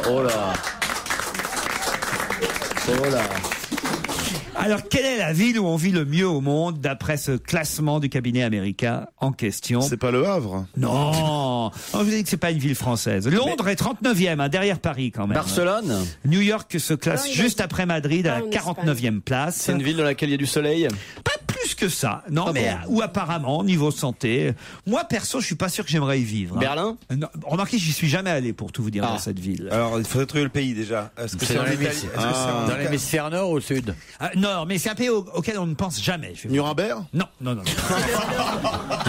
C'est l'Europe de l'Est? Je suis pas sûr qu'on appelle ça tout à fait l'Europe de l'Est, mais oui, on va dire oui. C'est pas tout à fait Prague? Non, en Pologne. Pas Prague. Vienne? Varsovie. Vienne. Bonne réponse. D'Isabelle Motro. Vienne. Qu'est-ce que c'est les critères objectifs alors? Vienne, il paraît qu'il y a des caves bien humides pour les enfants. Ça l'Autriche pour ça et son numéro 1. C'est assez curieux, c'est vrai. curieux. Moi, j'irais pas vivre en Autriche. Non. Le Tyrol, ça doit être sympa. La capitale autrichienne reste la ville la plus agréable selon ce classement américain. Oui, mais moi, ce que j'aimerais savoir, c'est quelles questions ils ont posées pour obtenir ce genre de réponse. C'est-à-dire Qu'est-ce qu'ils ont demandé aux gens, quoi? Par exemple, Ça va être la propreté activité. On n'a rien demandé aux gens, ce sont des critères. On le a bord de mer à Vienne, c'est magnifique. J'ai des amis qui sont allés il y a pas longtemps. Le soleil de Vienne. J'imagine que c'est par exemple le nombre de musées pour juger du niveau culturel de la ville. C'est par exemple, j'imagine, le nombre de cabinets médicaux. Est-ce que les gens sont bien remboursés pour la santé? Est-ce qu'il y a assez de vélos, de restaurants, d'espaces verts? Est-ce que les gens meurent âgés là-bas ou pas? Enfin, c'est tout ça. C'est pas. On n'a pas posé. On n'a pas posé de questions aux gens. C'est comme le classement du point régulièrement sur les villes françaises. Vous voyez, c'est en fonction de critères objectifs. D'ailleurs, c'est là-bas où le président a été réélu avec je sais pas combien de. Exactement, à Vienne, bien sûr. C'est beau, Vienne. On va écouter. Barbara. On va écouter François Feldman là. Ah, c'est vrai que c'était joli cette chanson. Les valses de Vienne. Les valses. Joli, c'est pas le mot. Que deviennent les valses. Comment c'était déjà? Je sais pas. Que deviennent. Que deviennent les valses de Vienne. Ah, c'est vrai que c'était joli. Bah, vous voulez que je vous dise pourquoi c'est bien de vivre là-bas? Parce que là-bas ils connaissent pas cette chanson. Bref, François Feldman, on l'a oublié ici aussi. La fête des mers à Vienne, ça doit être vachement bien. Bah ouais, bah bien sûr. Je sais pas s'il y a une fête des mères à Vienne. Oh bah non, il n'y a pas de mer. Non, ils ont pas eu de pétain. Alors. Mais bah non. Il y a des mamans en Autriche comme il y en a partout. Oui, mais il n'y a pas la fête des mères dans tous les pays. Il y a des pays qui fêtent pas la fête des mères. Comment ça, il y a des pays qui fêtent pas la fête des mères? Bah sûrement, oui. Au Gabon, il n'y a pas de fête des mères. Ben croyez pas ça, parce que alors justement, c'est pas la fête des mères, mais je peux vous dire que par exemple au Togo et au Monténégro. Mais c'est pas pareil, le Togo, le Monténégro et le Gabon, faudrait peut-être, la grossièreté culturelle de ce mec est colossale. D'abord, Monténégro, c'est pas en Afrique, alors bon, alors c'est quoi? Non, mais attendez, qu'est-ce qu'il n'y a pas de mer? Je vous ai pas, j'ai pas dit, que c'était forcément en Afrique. 2, ça concerne pas la fête des mers, mais ça concerne une fête. Et c'est la première fois qu'on la célèbre, cette fête, au Togo ou au Monténégro. Alors. C'est une fête qu'on a chez nous? Une fête qu'on a chez nous. C'est la fête des voisins. La fête des voisins. Bonne réponse de Philippe Alfonsi. Ils ont copié. On en parlait déjà hier, puisque c'est ce soir la fête des voisins, des tonnes de taboulés, de quiche Lorraine et d'amuse. Oh, le taboulé. Eh, t'as choisi ton jour pour revenir. Tu vas pas te faire chier ce soir. Bah, vous avez des voisins, Olivier, forcément, des voisins. J'ai pas de voisins. Ben si, comme tout le monde, vous avez des voisins. Voisins vivants. S'il est en mer, il risque pas d'avoir de voisins. Que des voisins morts. Il habite dans un cimetière. Vos voisins vont préparer un peu de taboulé, des quiches Lorraine. Vous allez vous installer dans la cour de votre immeuble ou de votre cage d'escalier, et avec le concierge, avec la petite vieille du 3e, le couple de célibataires qui vivent en coloc au 1er étage. Tous, vous allez vous réunir ce soir autour du taboulé avec quelques petites bougies. On met des bougies. Et c'est obligatoire le taboulé là? Quand la nuit tombe, c'est pas obligatoire. Les bougies aussi, c'est obligatoire. Mais une bonne fête des voisins sans taboulé, ça marche pas. C'est pas une fête des voisins. Alors, ils ont fait un truc marrant dans le Parisien, je sais pas si tu as vu ça aujourd'hui, parce que elle a 10 ans, hein, on le disait hier, elle a 10 ans déjà, la fête des voisins. C'est qu'ils ont pris la photo qu'il y avait il y a 10 ans des voisins qui étaient ensemble ils étaient pas nombreux à l'époque pour célébrer la fête des voisins. Même place. Et ils ont repris tous la même place et on les voit 10 ans plus tard. Personne n'a déménagé. Alors oui, il y en a quelques-uns qui ont déménagé, d'autres qui sont morts. Voilà, on voit comment on évolue en 10 ans. On vieillit, en fait. Et ben, je peux vous dire, du taboulé une fois par an, ça maintient. Il a habillé pareil, dis donc. C'est assez rigolo comme idée. Ah oui, un petit asiatique, il a pas été expulsé entre nous. Alors il n'y a pas que la fête des voisins, il y a les apéros géants. Je sais pas si vous en avez entendu parler, Olivier, mais depuis que vous êtes parti, c'est devenu la mode, mais partout en France, au point que le ministre de l'Intérieur, Monsieur Hortefeux, soit obligé, si ce n'est de les interdire, en tout cas de les encadrer par des CRS. Et il y a quelqu'un aujourd'hui dans la presse qui dit que, franchement, lui, il aurait adoré, s'il était plus jeune, participer à un apéro géant et qu'il ne comprend donc pas qu'on s'en prenne ainsi à ces manifestations. C'est Borloo. Non, c'est pas Jean-Louis Borloo. Non, c'est Johnny Hallyday. C'est pas Johnny Hallyday. C'est un vieux alors, quelqu'un d'assez Général âgé. de Gaulle. Quelqu'un qui dit j'aurais adoré, si j'étais plus jeune, participer à un apéro géant. Un Faut être politique. vraiment vieux pour pas y aller. Politique qui dit Alors, ça? devinez, oui, c'est un politique qui ça peut être. C'est forcément. Nicolas Sarkozy. Non, c'est forcément dans ces cas-là. Jack Lang. Jack Lang, bonne réponse de Jérémy Michalak. Eh oui, quand on a inventé la fête de la musique, forcément, on est aussi pour l'apéro géant. Et Jack Lang qui dit même, franchement, à Paris en plus, où le moindre café coûte 2 €, on peut comprendre que les jeunes préfèrent amener leurs boissons eux-mêmes, se réunir dans un parc, sur le Champ de Mars ou ailleurs, pour faire leur apéro eux-mêmes, plutôt que d'aller devoir dans des cafés où on peut plus fumer en plus. À l'âge de 2 ans même, on n'a pas le droit de fumer. Et participer à un apéro géant, ça a quelque chose de convivial. De plus en plus de fumoirs à Paris quand même, heureusement quand même, dans les restos. Il y a plein de restos avec des fumoirs, et ça c'est vachement bien. Vous n'avez plus besoin d'aller vous geler les couilles, vous allez au fumoir, c'est vachement confortable. Il faut même des suçoirs maintenant. Il y a des quoi? Des suçoirs. Des suçoirs. Tu sais, ils ont même remplacé pour toi, Philippe. Et après la Pi Hour, ils font la Pipe Hour maintenant. un verre. Alors vous devriez pas parler, vous, Titoff, parce que j'ai lu qu'à Marseille, plus ça allait, plus on fumait dans les restaurants. C'est une enquête qui vient d'être réalisée. Ah bon, c'est bizarre. Ils respectent pas du tout la loi, il paraît. Mais il y a même certains endroits en Corse, ils ont jamais commencé, quoi. Alors voilà, c'est la ville où on fume le plus encore. Ça m'étonne. Dans les restaurants. Et oui, parce que il paraît qu'une fois que il est passé 22 heures, on dit aux clients. Après, si c'est privatisé, tu fais ce que tu veux. Ah bah c'est pas privatisé un restaurant. Quand il a fermé le restaurant, ça y est, à Paris aussi, il commence à être un peu plus tolérant dans les restaurants. C'est vrai. Ouais. Non mais Marseille, c'est normal, dans les dom-toms, c'est jamais les comme ici, si tu veux. Jack Lang est pour l'apéro géant. Et vous, Olivier, alors est-ce qu'on en fait en Polynésie des sur le bateau, tiens. Des apéros géants. En Bretagne, je vous pose pas la question, c'est même le nom de la région. Bretagne est un apéro géant. Depuis des années, ça fait. Mais en Polynésie, quel est l'apéro qu'on boit en Polynésie et sur la plage? Je bois pas, moi. Non, mais vous voyez bien les autres faire. Non, je vois personne. Les femmes, faut bien que vous les fassiez boire. Bah oui. Non. C'est pas gentil, ça. C'est dommage, ça coûte moins cher. Il y a bien un apéro local en Polynésie quand même. À ma connaissance, je connais pas, moi. Je vis pas comme vous, à essayer de courir les escaliers d'un immeuble pour bouffer un peu de taboulé gratos. Ah, c'est pas le taboulé, c'est le tamouré en Polynésie. Je connais pas ces trucs-là. Vous dansez le tamouré? Ça serait bien que tu nous montres. Je vois Olivier sur la plage, en slip Franck Dubosc. On l'imagine tous. Non, il met peut-être avec 3 valinés, un morceau de taboulé. Il met peut-être un petit pagne. On a le droit de rêver, Olivier. Ou de se faire peur. Dans un instant, le livre de la semaine sur Europe 1. Europe 1, on va se gêner. Le livre de la semaine. Un livre plutôt pas mal classé dans les meilleures ventes du moment. Vous connaissez peut-être Alix de Saint-André, puisqu'elle fut parfois chroniqueuse, journaliste, entre autres sur Canal+. Mais c'est avant tout aujourd'hui une journaliste écrivain qui publie donc En avant route chez Gallimard. J'ai confié ce livre à Isabelle Motro, à Philippe Alfonsi et Fabrice Eboué.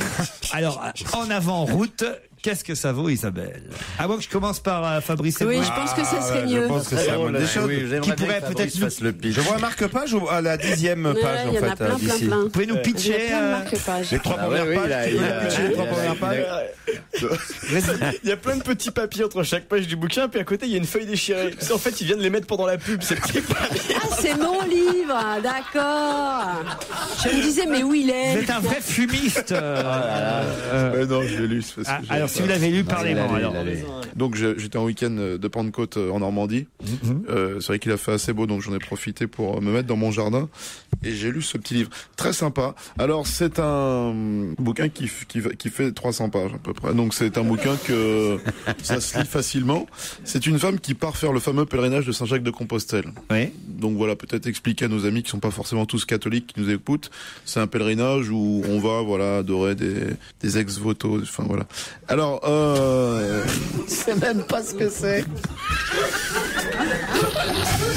Bon, écoute, je me suis pas fait pendant 6 ans en école catholique.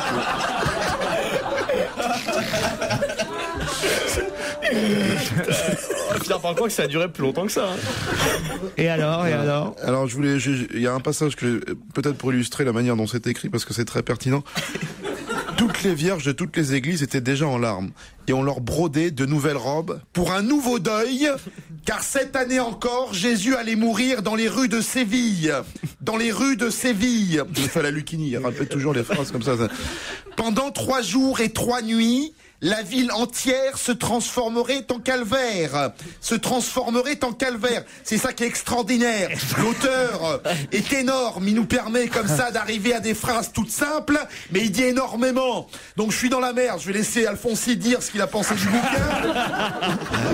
Non, Eboué, c'est pas bien de ne pas faire votre travail. La prochaine fois, on le donnera à Titoff, parce qu'au moins, on sera prévenu.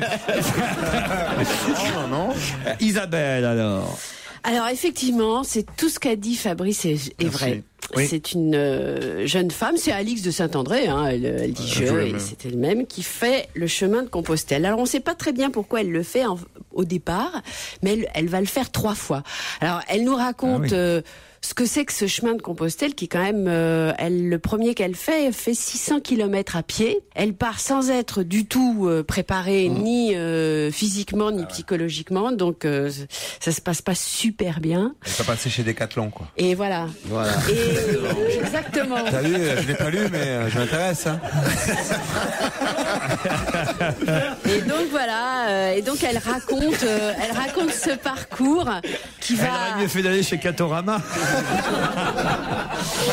Qui va devenir au fur et à mesure, parce que donc elle en fait 1, puis 2, puis 3, des voyages qui sont de plus en plus spirituels, on va dire, et elle finit par retrouver, enfin, elle a la foi au départ, mais on sent que c'est un peu lointain, et puis finalement elle va retrouver la foi comme revient. Ça, voilà.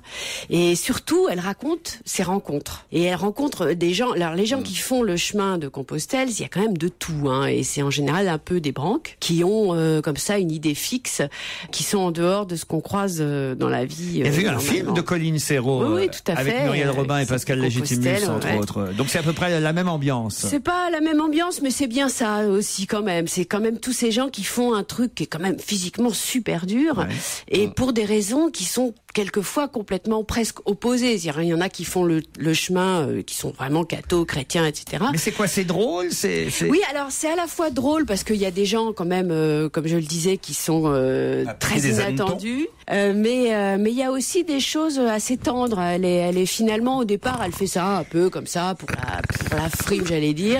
Et puis finalement, elle se fait avoir elle-même par le charme du chemin, quoi. Olivier, non, je suis sûr que vous seriez du genre à le faire. Alors là, pour le coup, ah non, ça, je pense que le non. pèlerinage.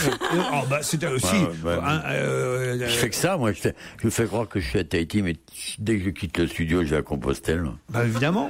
Je vais chez Decathlon d'abord. Ouais. Mais alors, est-ce que vous le conseillez, ce livre, Isabelle? Oui, moi j'ai beaucoup aimé. Beaucoup aimé, Isabelle Motro. Alfonsi? Oui, moi aussi j'ai beaucoup aimé. C'est un livre très drôle. Parce qu'elle est drôle, voilà. Elle décrit de façon tout à fait rigolote tout ça. Et même quand elle tombe un peu dans la bondieuserie à la fin, c'est drôle. C'est-à-dire qu'il y a toujours un regard comique sur les gens qui l'entourent, sur elle-même. On parle beaucoup de mal aux pieds, mais c'est très drôle. Et les personnages qu'elle rencontre, c'est vrai, c'est des banques absolues, quoi. Bon.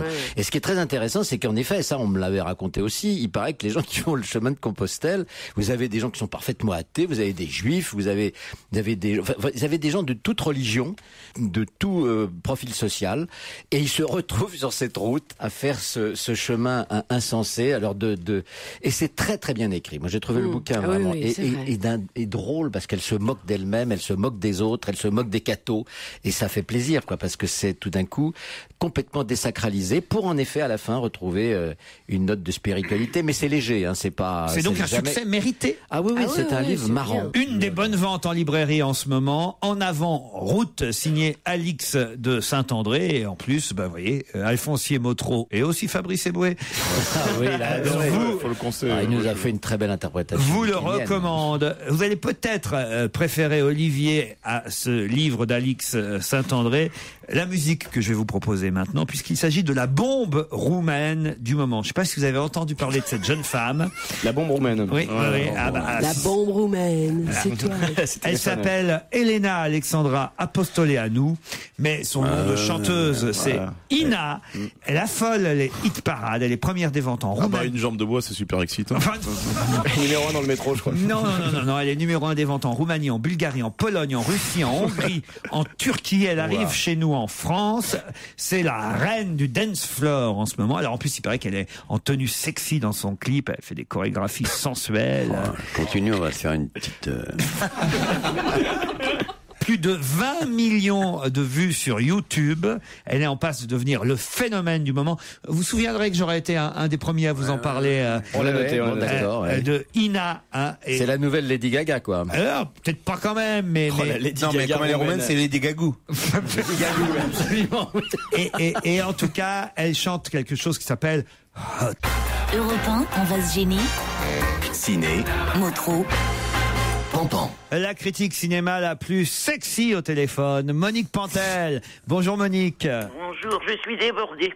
Ah oui, pourquoi? Il y a un chat sur mon balcon, il cherche à venir m'aider et à monter sur ma table. Ah oui. Il y a 2 hommes sur mon toit qui cherchent une fuite et moi qui cherche à empêcher la fin du monde. C'est beaucoup, hein. Ça fait beaucoup de boulot. Je ne comprends pas tout, mais je sens que Monique est en forme. En tout cas, vous avez évidemment vu le film Prince of Persia, Les Sables du Temps, avec Jake Gyllenhaal, car il faut prononcer Gyllenhaal et non pas Gyllenhaal comme je l'ai fait hier ou avant-hier. Jake Gyllenhaal, ce nouveau héros. Alors, il faut quand même dire qu'au départ, c'est un jeu vidéo, ça, hein, je crois. Oui. Prince of Persia. Mais comme j'ai pas vu le jeu vidéo, ça m'a pas dérangé. Oui. Il est très beau, hein, Jake Gyllenhaal. Oui. Sa fiancée Gemma Arterton est très mignonne. Il y a Ben Kingsley aussi Il dans le est film. très bien, c'est l'ennemi, il est très méchant. Et Alfred Molina, que je sais pas trop ce qu'il fait, mais il est très rigolo. Dastan est un prince rebelle. Il lutte pour sauver le monde de la destruction. Si les méchants réussissent, le temps ira à l'envers, j'ai la trouille. Mais franchement, ça vaut C'est rigolo, c'est bien. ça vaut le coup. Et ça, C'est beau à voir. et ça marche, hein, je crois. Alors ça marche très très bien. Ouais. Ouais. Bah, d'abord, tous les gens qui ont joué à Prince of Persia vont aller le voir. Et il y en a beaucoup. Ah ouais, il y en a beaucoup. Oui. Excuse-moi, mais c'est pas systématique parce qu'il y a plein de reprises de jeux vidéo qui ne sont pas des succès. En tout cas, celui-là est assez réussi. C'est un bon divertissement. Et alors, il y a des images très étonnantes. Enfin, c'est du cinéma popcorn, mais c'est bien fait. Grand public pour aller en famille au cinéma ce week-end. Prince of Persia. Ça commence par la fin. On a pas mal parlé de ce film pendant Cannes, puisque c'est le film qui n'a pas été sélectionné et dans lequel pourtant Emmanuel Béard et Michael Cohen, qui sont couple à la ville comme à la scène, nous réserve, paraît-il, des scènes assez sulfureuses. Alors, est-ce que c'est vrai? Ça commence par la fin et c'est réalisé par Michael Cohen lui-même, le compagnon d'Emmanuel Béard. Ah là là, mets-le-moi, ne bouge plus, encore. Mais je me demandais que font-ils pour être si contents. Car si on entend les bruits d'amour d'Emmanuel et de son compagnon, on ne voit rien. C'est embêtant pour les sourds. Ah oui, belle critique. C'est très mauvais. Ah, c'est très mauvais? C'est très très mauvais. Alors, il y a un film sur la fête des voisins. Ça s'appelle La fête des voisins, le film. Ça a l'air bien, ça. Un film de David Haddad, avec David Haddad. Qu'est-ce que ça vaut, ça? Eh bien, évidemment, j'y suis allé. Eh oui. Puisqu'on le jouait en bas de chez moi, vraiment en bas dans l'immeuble. Eh oui, donc pour la fête des voisins, c'est parfait. Je suis allé voir ce chef-d'œuvre d'idiotie. Ah. Il y avait 4 vieux dans la salle, 3 hommes et moi. Je suis parti très vite, les vieux sont restés, continuaient leur sieste. Ils sont morts, peut-être. Alors qu'ils sont peut-être morts. Oui, oh là là, dis donc. Mais c'est vraiment mauvais? Oh, mais c'est plus que mauvais. J'étais en colère, moi. Pourquoi? Parce que je me suis dit, mais pourquoi on fait des films si merdiques? C'est honteux pour la France, le cinéma français qui est pas mauvais quand même. Bon, alors, je comprends pourquoi ça marche, Prince of Persia. Bah oui, parce que cette semaine, c'est vraiment le désert. Les C'est le sables désert. du désert. Et la semaine prochaine, attention, hein. Ah oui? Ça repart très fort. Hein. Ah oui? Il y a quoi? Sex and the City 2 que je vais voir tout à l'heure, ce Ouais, soir. ouais.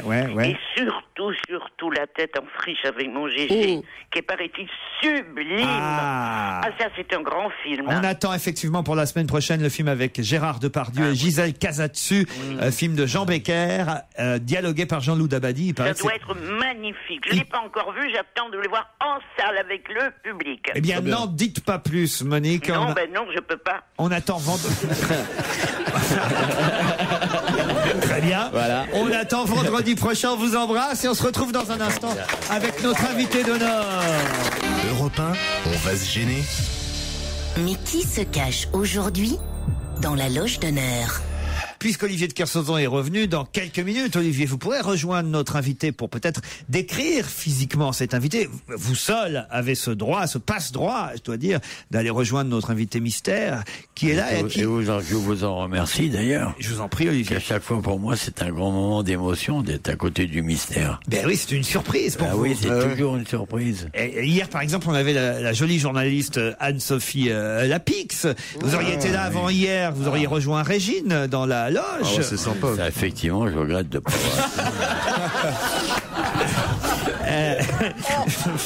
Qui est là aujourd'hui? On va saluer notre invité du jour. Bonjour. Bonjour. La voix est bien sûr. C'est Raymond Barre. Ce n'est pas Raymond Barre. La voix est manifestement bien déformée. C'est parti. À vous de poser des questions. Est-ce que vous êtes magicien? En quelque sorte. Est-ce que vous êtes une femme donc? Je suis une femme. Est-ce qu'il vous arrive en soirée de vous faire des fausses moustaches? Non. Et pour rigoler à la maison? J'ai pas encore essayé. Alors, est-ce que vous êtes chanteuse? Non. Non? Vous êtes une artiste? J'espère. Alors plus une comédienne? Non plus. Vous écrivez? Dans les journaux? Ça arrive. Mais principalement des livres. Oui, principalement. C'est la littérature de plage plus ou du métro? Plage et métro, c'est des gros tirages. Oui, vous écrivez vous-même vos romans? Oui, je suffit de vous dire ça. Pour l'instant, oui. Ouais. Vous écrivez plutôt quoi, des romans? Oui, plutôt des romans. Vous en avez écrit beaucoup déjà? 5. 5.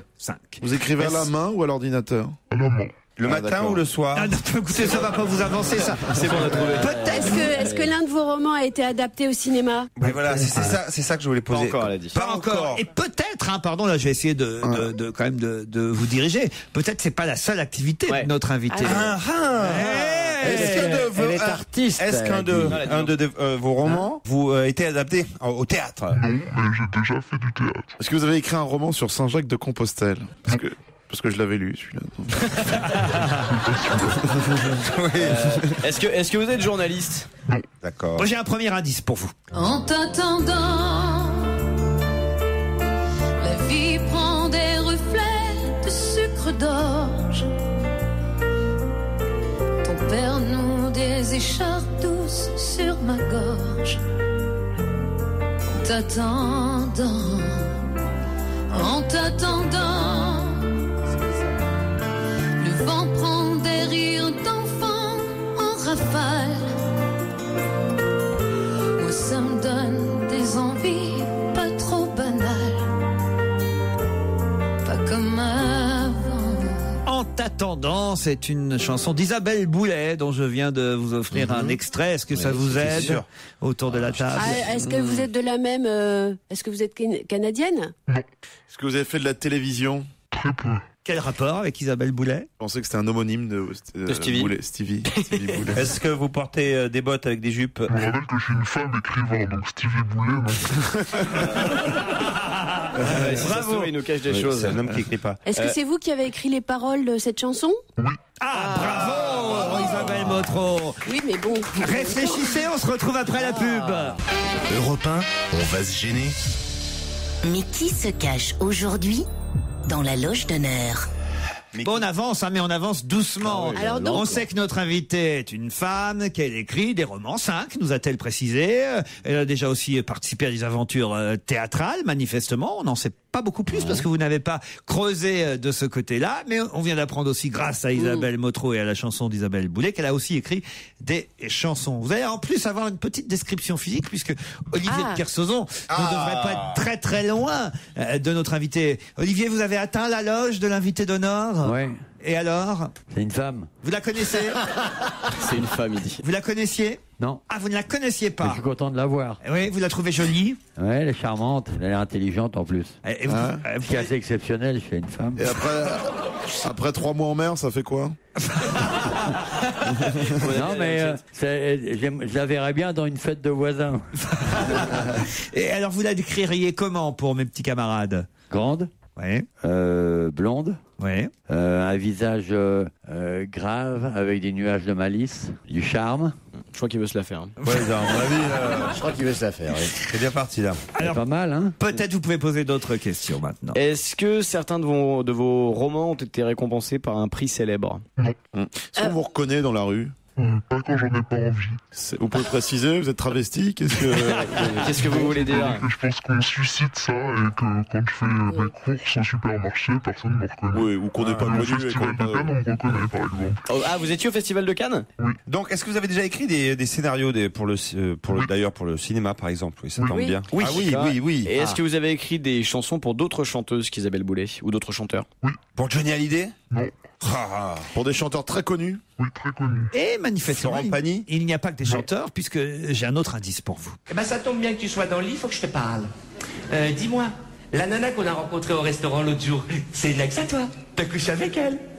Non? Pourquoi tu me demandes ça? Oh, ça va, dis-le-moi, je m'en fous, c'est du passé. Vous allez voir, c'est du vécu ce soir.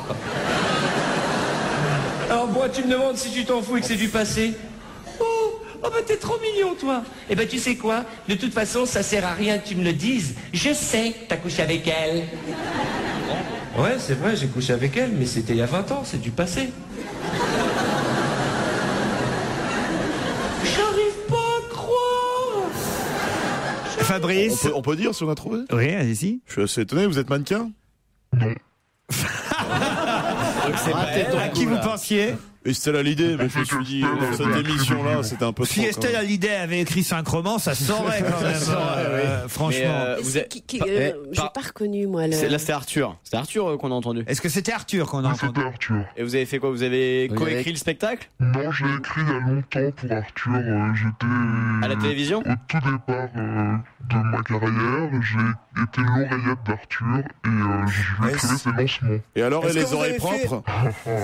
Est-ce que vous avez fait de la radio avec Arthur? Non, mais j'ai fait de la radio. Ici, sur cette station. Ah, ouais, d'accord. Et vous travaillez à Canal+ aujourd'hui? Non, je ne travaille pas du tout à la télé. Un petit indice supplémentaire.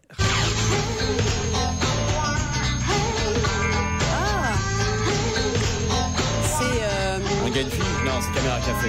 C'est pas ça? C'est pas un gars. C'est quoi? Caméra Café, ça. Vous avez identifié? Caméra Café? C'est Caméra Café. Ouais. Vous aimez le café? Donc vous aimez les caméras? Donc vous avez joué dans Caméra? Non, vous n'êtes pas. Vous avez écrit Caméra Café? J'ai écrit Vous avez écrit les les premiers sketchs. épisodes de la première saison de Caméra Café. Ah, on avance. Et quand vous faisiez de la radio à Europe 1, vous étiez seul au micro? J'étais seul au micro. Avec des invités. Dans l'émission de Michel Field. Là, quand même, le puzzle commence petit à petit à se reconstituer.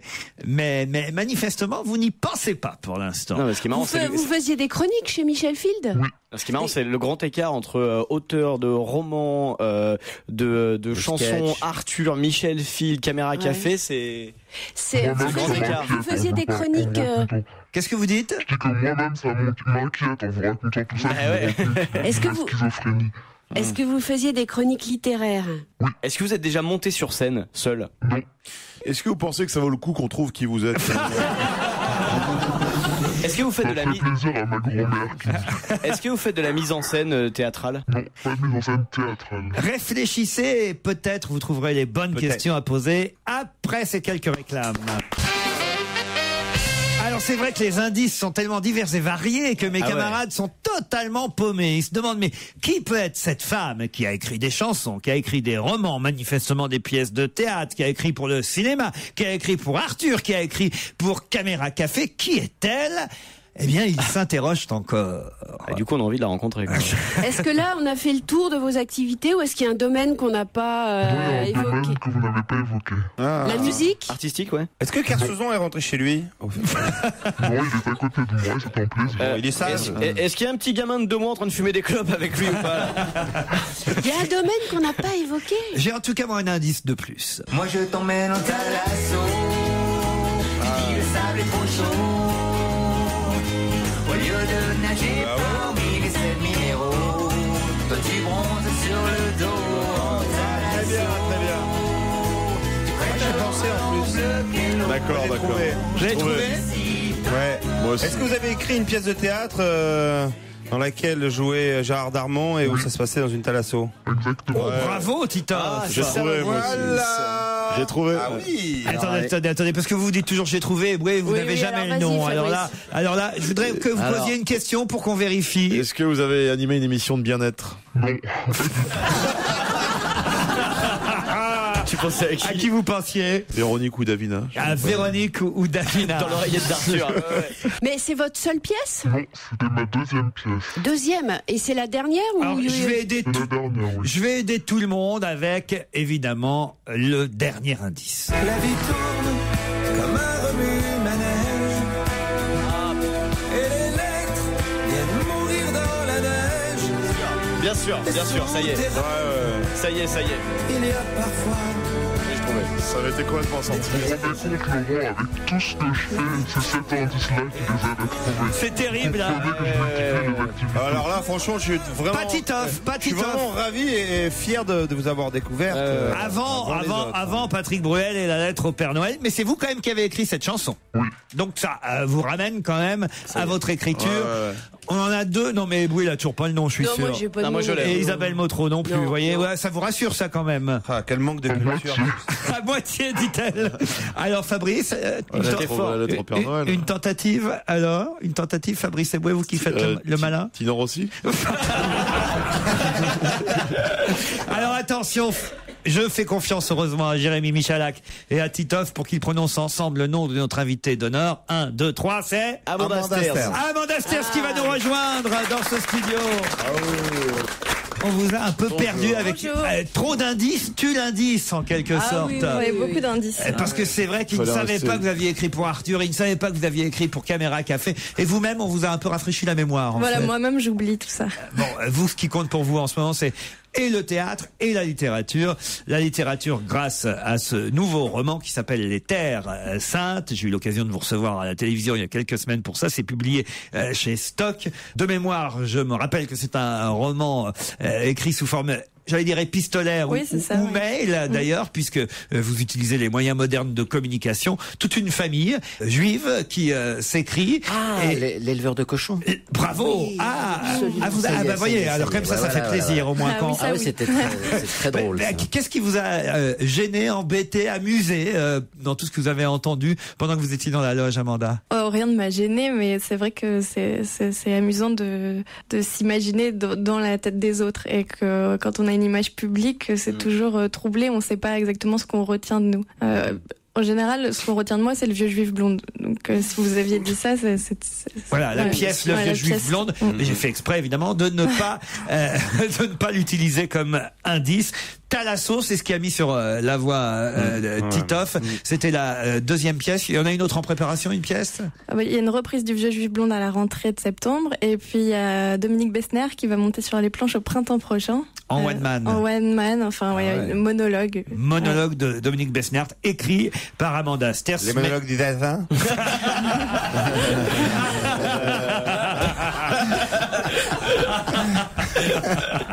Ça va mal. Remarquez là, on comprendrait que ce soit un monologue.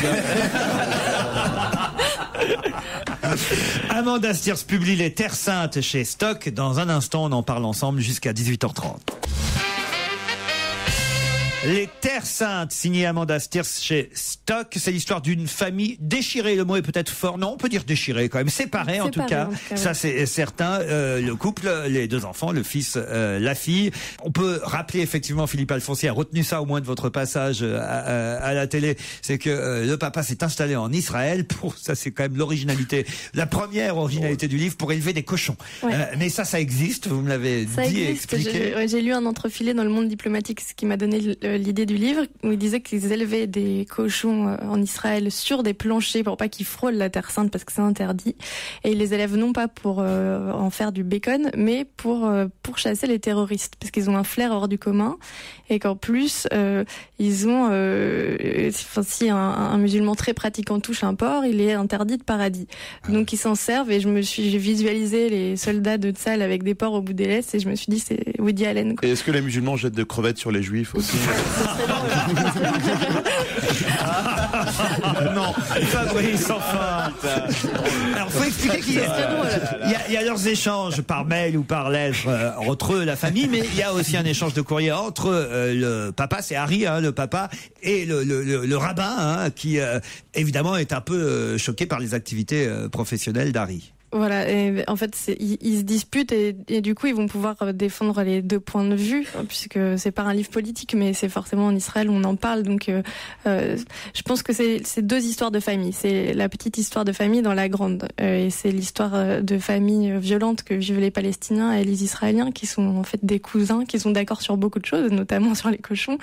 Et en fait, ça dépend de quel point de vue on se place. Et d'une lettre à l'autre, on donne raison à chacun à tour de rôle. Donc, c'est l'absurdité de ce conflit qui devrait trouver une fin heureuse un jour. Et puis pareil, c'est une famille qui se parle et qui... Alors ça, ce sont les autres lettres. Voilà, ce sont les autres lettres, ce sont les silences en fait. Ce qu'on n'ose pas se dire de façon orale. Ce qu'on se dit trop tard, ou ce qu'on se dit quand les choses sont passées. Et ça, c'est commun à toutes les familles du monde. Et parfois par écrit, on arrive plus facilement à le dire aussi. Ouais.